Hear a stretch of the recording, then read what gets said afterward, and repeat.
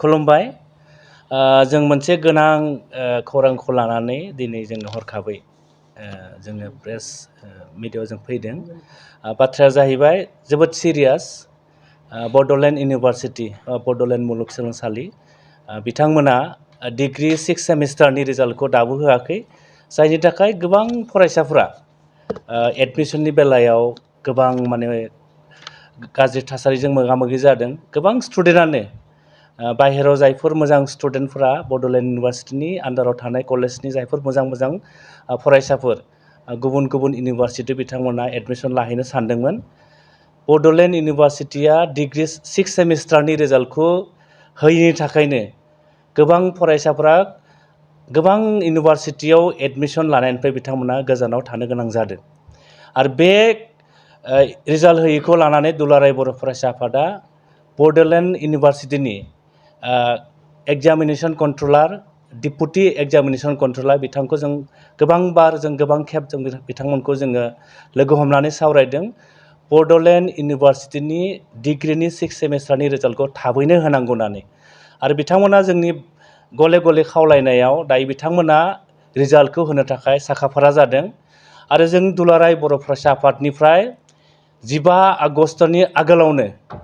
बड'लेण्ड इउनिभारसिटिनि 6 सेमिस्टारनि रिजाल्टखौ जोङो होनो थाखाय बिथांमोनखौ खावलायहरदों जों बिथांमोनखौ जेब्ला लोगो हमो controller of examination deputy controller of examination बिथांमोना जोंनो फोरमायदों जे जोंनि मोनब्रै जिल्लायाव क'क्राझार चिरां बाक्सा आरो उदालगुरि बे मोनब्रै जिल्लायाव बड'लेण्ड इउनिभारसिटिनि मोन 14 जन दङ बे जुननि रिजाल्टखौ बिथांमोना जुननिफ्राय थाब बड'लेण्ड इउनिभारसिटिसिम हरनो हायैनि थाखायनो बिथांमोननि रिजाल्ट होनायाव गोबाव जादों होननानै बिथांमोना जों फोरमायदों ओंखायनो जोङो दुलाराय बर' फरायसा आफादा बड'लेण्ड इउनिभारसिटिया 6 सेमिस्टारनि रिजाल्टखौ होनो हायो जोङो जोबोद सिरियास आरो बे जाथायखौ लानानै जोङो गथ' दुखु फोरमायदों बेखायनो जों थाबैनो खावलायदों 15 आगस्टनि आगोलावनो बड'लेण्ड इउनिभारसिटिया डिग्री सेमिस्टारनि 6 सेमिस्टारनि रिजाल्टखौ जों होनो थाखाय जों खावलायदों जोंनाव गोबां स्टुडेन्टफोरा जोंनाव फन हरदों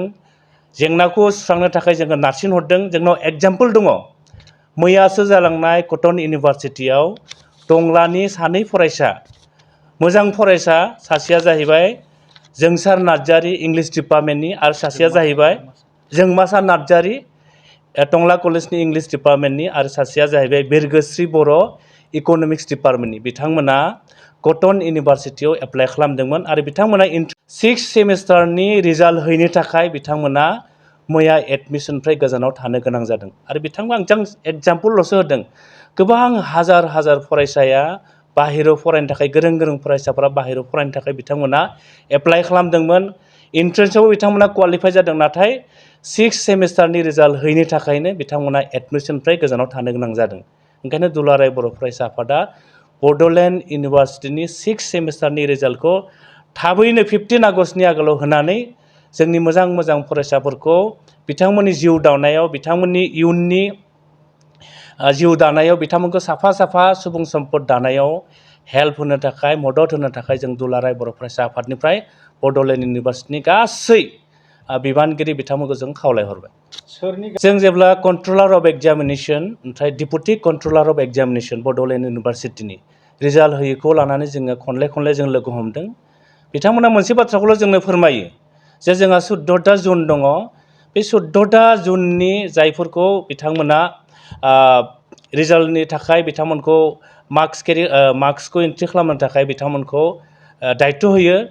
बै बिथां जुननिफ्राय मार्क्सखौ मोनहैनो थाखायनो बड'लेण्ड इउनिभारसिटिया 6 सेमिस्टारनिखौ रिजाल्टखौ होनो हायाखै होननानै जोंनिसिम controller of examination deputy controller of examination बिथांमोना खावलायदों आरोबाव जों मिथिना मोनदों जे बड'लेण्ड इउनिभारसिटिनि आन्डाराव गोग्लैनाय जायफोर एफिलिएशन कलेज दङ बिथांमोननि सामार भेकेसना 10 आगस्टसिम होनदों आरोखि आरो बिनि थाखायनो गोबां जायफोर दायित्व गोनां माने बेवहाय प्रफेसारफोर दङ बिथांमोना लिभआव थांदों सोरबा भेकेसनाव थांदों जानो हागौ बेफोरनि थाखायनो रिजाल्टआ लेट जादों बेखौ जोंनि कन्ट्रलार एग्जामिनेशना जोंनो फोरमायदों नाथाय फैबाय थानाय समाव जोंनि ओनसोलाव गोबां मोजां मोजां फरायसाफोर दङ आरो साफ्रोमबो मोजां मोजां फरायसाफ्रा गावनि जिउ दानो थाखाय बिथांमोना अरायबो सांग्रां आरो बै मोजां मोजां फरायसाफोरखौ साफा साफा सुबुं सम्पद जानायाव साफा साफा मोजां फरायसा जानायाव जेन बड'लेण्ड इउनिभारसिटिया फैबाय थानाय समाव बिथांमोना सम मथे बिथांमोना रिजाल्टखौ होनांगौ बेखौ दुलाराय बर' फरायसा आफादनिफ्राय जोङो गोख्रोङै दाबि दैखांहरनाय जाबाय।